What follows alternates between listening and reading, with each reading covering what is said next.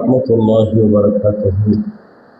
نحمده ونصلي على رسوله الكريم أما بعد، فقد قال الله تعالى في كلامه الكريم في القرآن المجيد بعد أعوذ بالله من الشيطان الرجيم بسم الله الرحمن الرحيم وأنفقوا مما رزقناكم من قبل أن يأتي أحدكم الموت فيقول رب لولا أخرتني إلى أجل قريب فأصدق وأكن من الصالحين.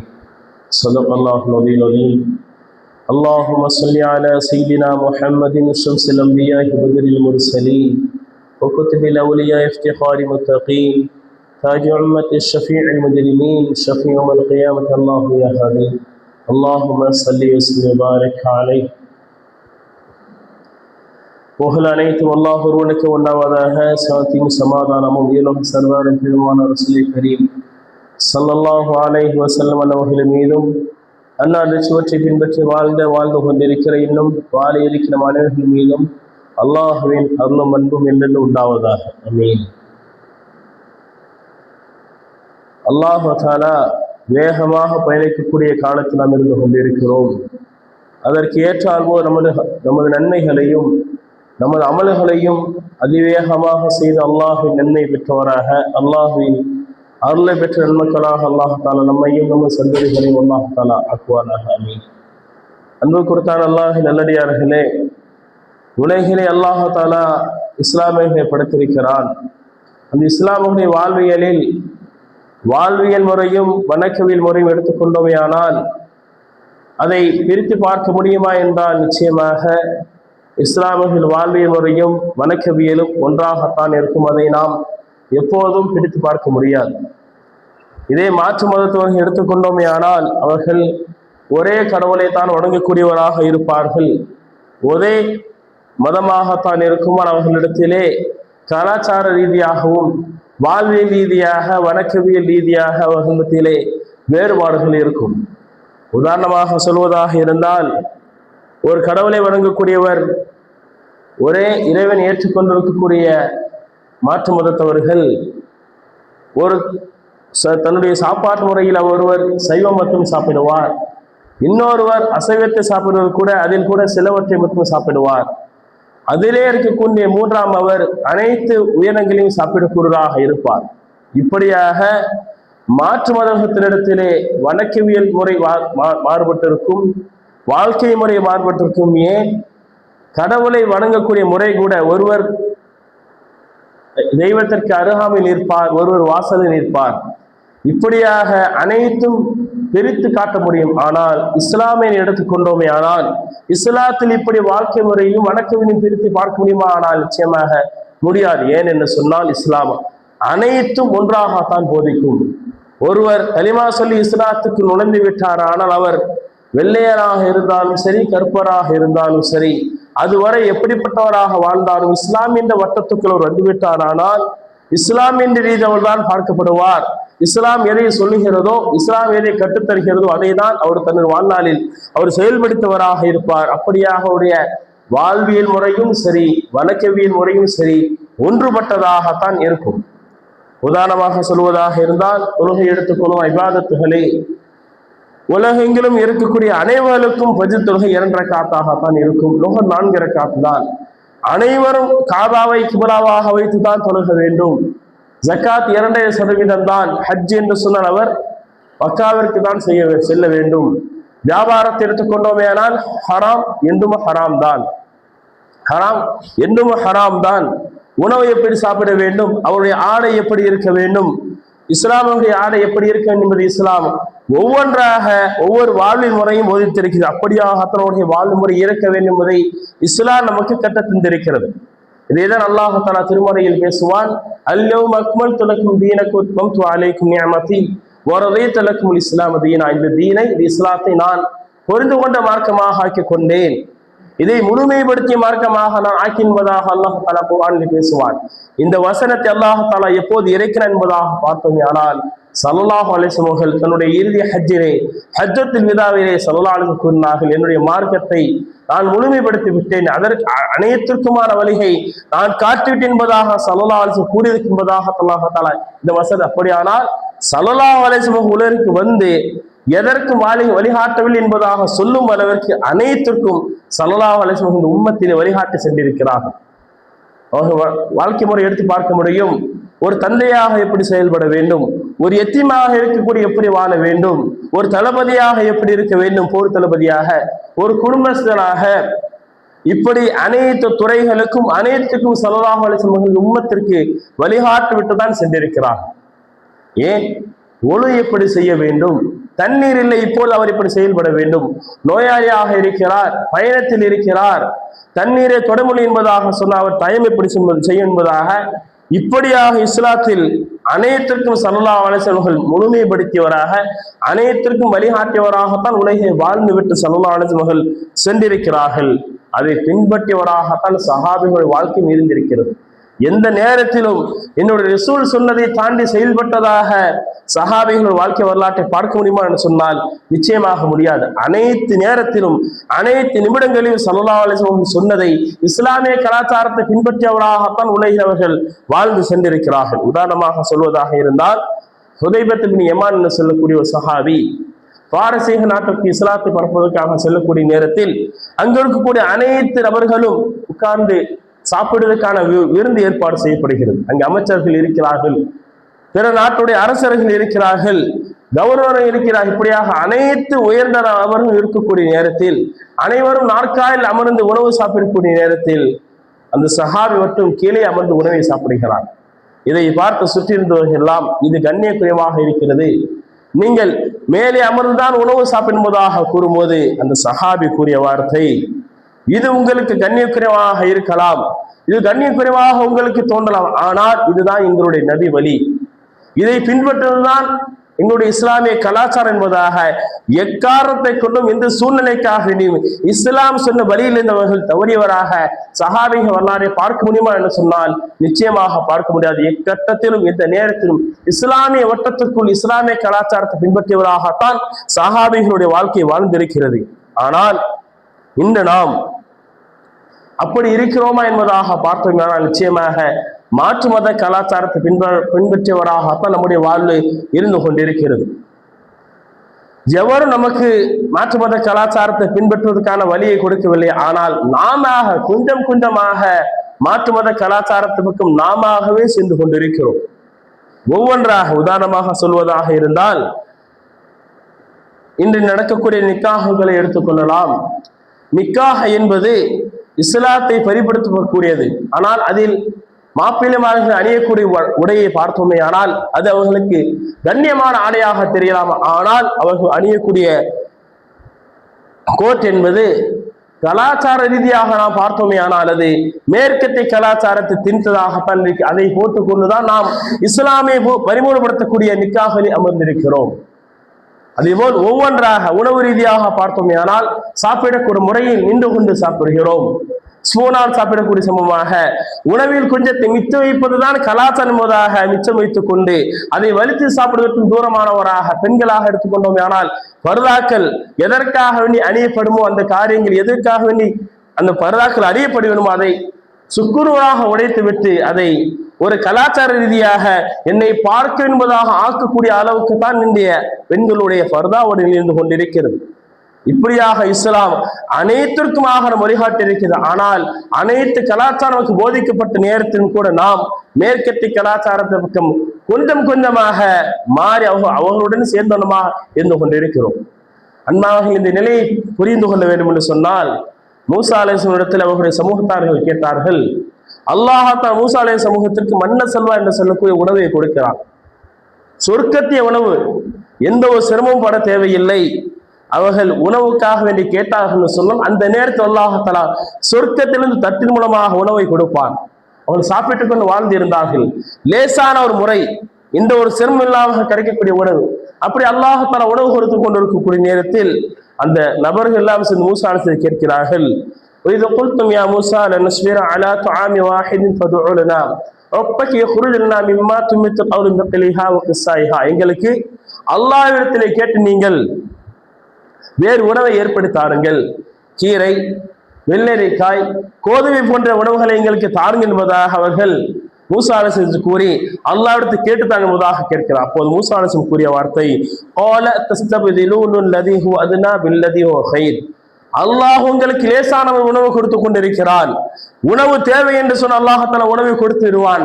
லேசான முறையில் கிடைக்கக்கூடிய உணவை விட்டுவிட்டு நீங்கள் தாழ்வான கஷ்டத்தை உங்களுக்கு வந்து ஏற்படுத்தி என்பதாக மூசா அலைஹிஸ்ஸலாம் சமூகத்தை அப்படியாகத்தான் நம் சமூகம் அனைத்திற்கும் வழிகாட்டப்பட்டு லேசான வழியை ஸல்லல்லாஹு அலைஹி வஸல்லம் சமூகத்திற்கு வழிகாட்டி இருக்கிறார்கள்.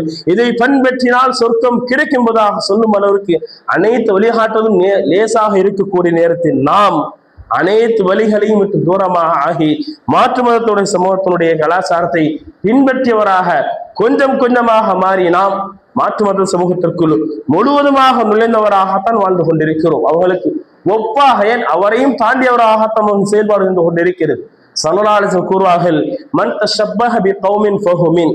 எவர் மாற்று மதத்துடைய கலாச்சாரத்தை பின்பற்றுகிறாரோ அவர் அவரை சார்ந்தவர் என்பதாக ஸல்லல்லாஹு அலைஹி வஸல்லம் கூறினார்கள். அப்படியானால் யூத கலாச்சாரத்தை பின்பற்றினால் நீங்கள் யூதர்கள், காஃபிருடைய கலாச்சாரத்தை பின்பற்றினால் நீங்கள் காஃபிர்கள், என்னை சார்ந்தவர் இல்லை என்பதை ஸல்லல்லாஹு அலைஹி வஸல்லம் ஒற்றை வரியில் ஒரு ஹதீஸ் மூலமாக இந்த உம்மத்துக்கு போதிக்கிறார்கள். ஆனால் நாம் சிந்தித்து பார்க்க வேண்டும், நமது வாழ்வியல் முறையில் கொண்டாட்டங்கள் என்பதை அனைத்திலும் அவர்களாகவே நாம் மாறிக்கொண்டிருக்கிறோம்.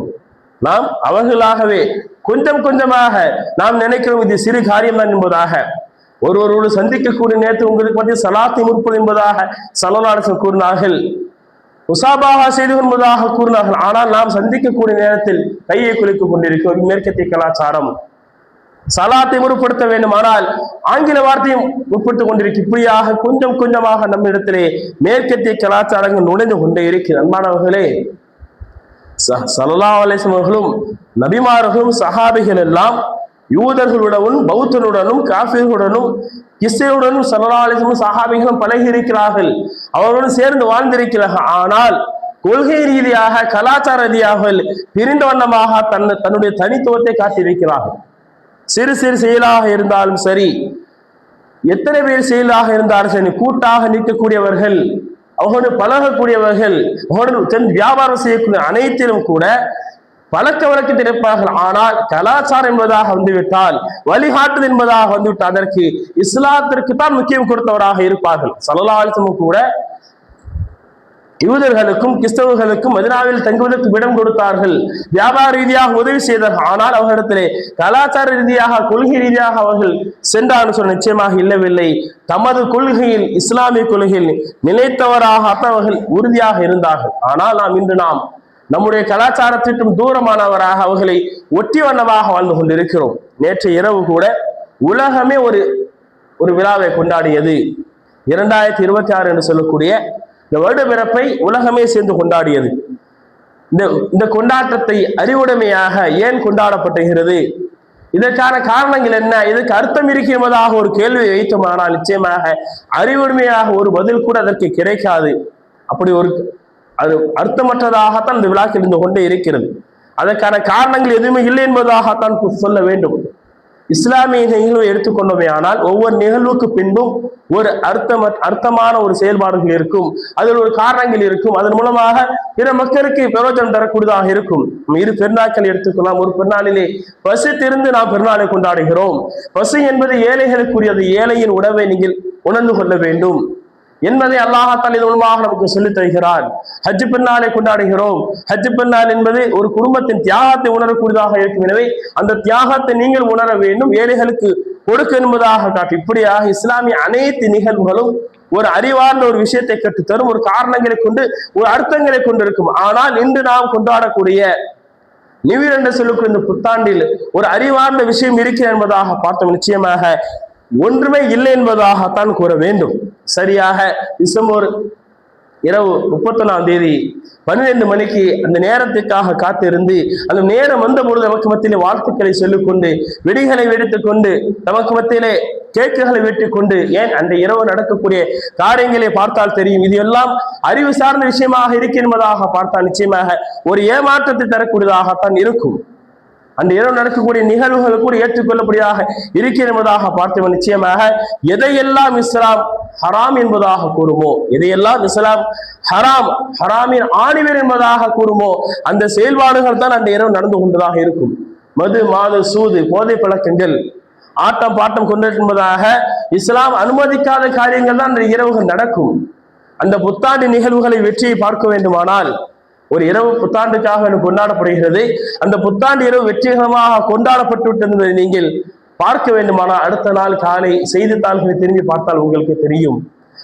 எவ்வளவு மதுபாட்டங்கள் விற்கப்பட்டிருக்கின்றன, எத்தனை பெண்களுடைய கற்புகள் சூறையாடப்பட்டிருக்கின்றன பார்க்க முடியும். ஏன் நேற்று கூட டெல்லியிலே ஃபரிதாபாத் என்று சொல்லக்கூடிய இடத்திலே ஒரு இளம் பெண்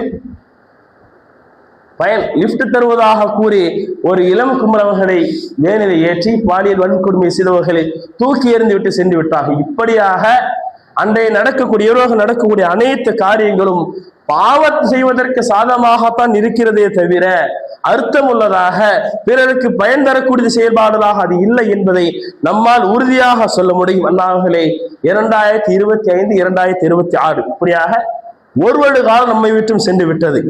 இந்த காலம் நமக்குள் என்ன சொல்லுகிறது, அதனை நாம் எப்படி கையாள வேண்டும் என்பதை சிந்தித்து செயல்படுவதுதான் அறிவார்ந்த செயலாக இருக்கும். அன்பானவர்களே, அல்லாஹ் தஆலா குர்ஆனிலே 100க்கும் மேற்பட்ட இடத்தில் அல்லாஹ் தஆலா சத்தியம் செய்து பேசுவான். அதிலே 18க்கும் மேற்பட்ட இடத்தில் அல்லாஹ் தஆலா காலத்தின் மீது சத்தியம் செய்கிறான்.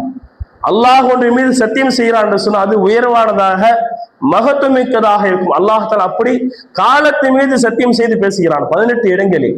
அப்படி மகத்துவமான காலத்தில் நாம் இருக்கிறோம். அந்த காலத்தை அடைந்த நாம் எப்படி செயல்பாடுகள் இருக்க வேண்டும் என்பதை சிந்தித்து பார்க்க வேண்டும். நாம் இருக்கக்கூடிய காலம் என்பது விஞ்ஞான காலத்தில் இருக்கிறோம். நேர கணக்கில் செய்ததை எல்லாம் நொடி பொழுதில் செய்ய முடியும் என்ற கால சுருக்கத்தில் வாழ்ந்து கொண்டிருக்கிறோம். ஒரு காலத்தில் பிரயாணங்கள் எல்லாம் நாட்கணக்கில் மாதக்கணக்கில் செய்யப்பட்டது. இன்று நாம் 5-6 மணி நேரங்களில் செய்து விடுகிறோம். இப்படியாக நமக்கு மத்தியில் விஞ்ஞான வளர்ச்சியில் இருக்கக்கூடிய நாம் ஒன்றை இழந்தால் நாளை பெறலாம், நாளை இழந்தால் நாளை பெறுவதாக நம்ம இடத்தில் ஒரு செயல்கள் இருக்கிறது. ஆனால் ஒன்றை அல்லாஹ் தஆலா இஸ்லாமிய சமூகத்தில் ஏன் உலக மக்களுக்கு மத்தியில் வைத்திருக்கிறார், இதை இழந்தால் நிச்சயமாக மனித சமூகம் பெறவே முடியாது என்பதாக அல்லாஹ் தஆலா உலகிலே ஒன்றை உங்களிடத்தில் வைத்திருக்க என்று சொன்னது கால நேரம் தான். அதனால்தான் அதன் அர்த்தத்தை புரிந்ததினால்தான் முன்னோர்கள் கூறுவார்கள், காலம் பொன் போன்றது, கடமை கண்பொன் என்பதாக கூறுவார்கள்.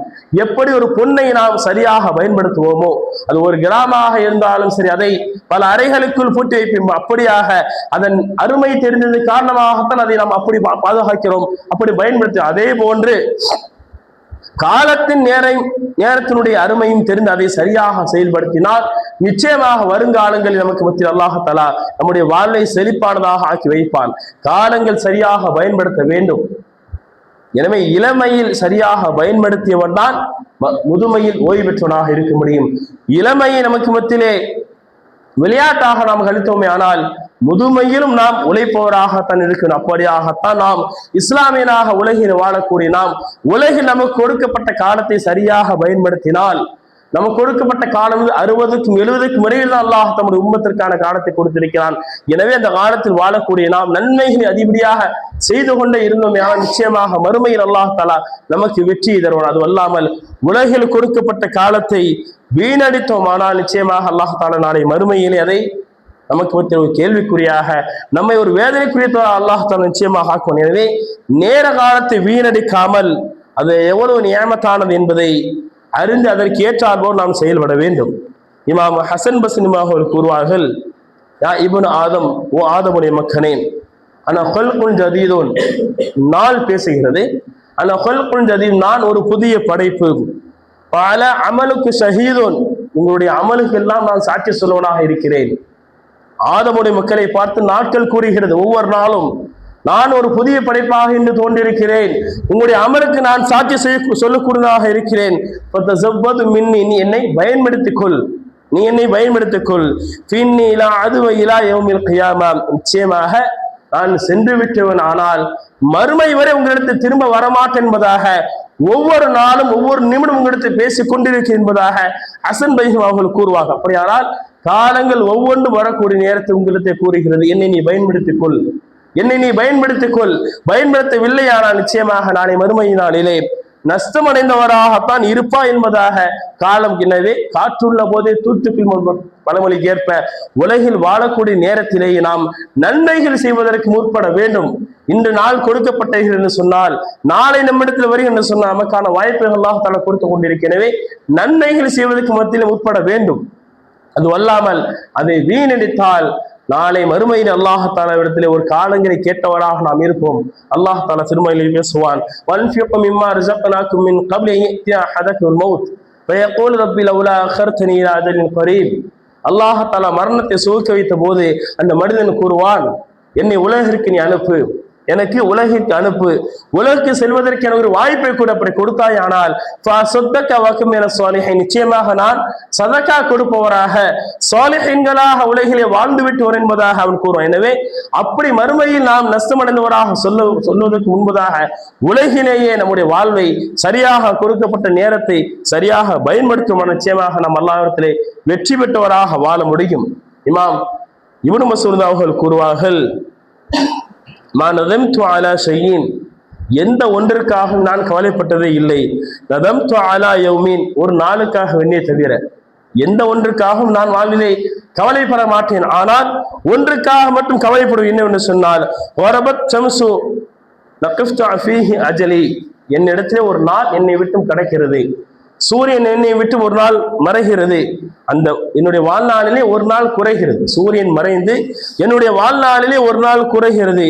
வலம் எருது ஃபீஹி அமலி, அந்த நாளிலே நான் ஒரு அமலை செய்யாமல் அந்த நாள் என்னை விட்டு கடந்தது என்று சொன்னால் அந்த நாளுக்காக வேண்டிதான் நான் கவலைப்பட்டவராக உலகிலே இருக்கு என்பதாக இப்னு மஸ்ஊத் அவர்களுக்கு. அப்படியானால் ஒரு நாள் நம்மை விட்டு விடைபெற்று சென்றது என்று சொன்னால் அந்த நாளில் நான் என்ன நன்மை செய்தேன் என்பதாக யோசிக்க வேண்டும். அப்படியானால் இன்று நம்மை விட்டு ஒரு வருடம் சென்றிருக்கிறது, இந்த வருடம் சென்றதை அந்த வருடத்தில் நான் என்ன செய்தேன், போன வருடத்தில் முழுமையான நோன்பை நோற்றேனா, நான் ஜக்காத்தை பரிபூர்ணமாக கொடுத்தேனா, நஃபிலான வணக்கங்களை சரியாக செய்வதாக சிந்தித்து இந்த வருடத்தில் அதை நாம் சரியாக செய்வதற்கும் அதைவிட மேலாக செய்வதற்குமாக இந்த வருடத்தை நாம் பயன்படுத்த வேண்டும். எனவே அல்லாஹ் தஆலா நமக்கு மத்தியில் ஒரு வாய்ப்பை கொடுத்திருக்கிறான். 2026 அடையக்கூடிய வாய்ப்பு அல்லாஹ் தஆலா கொடுத்தான்.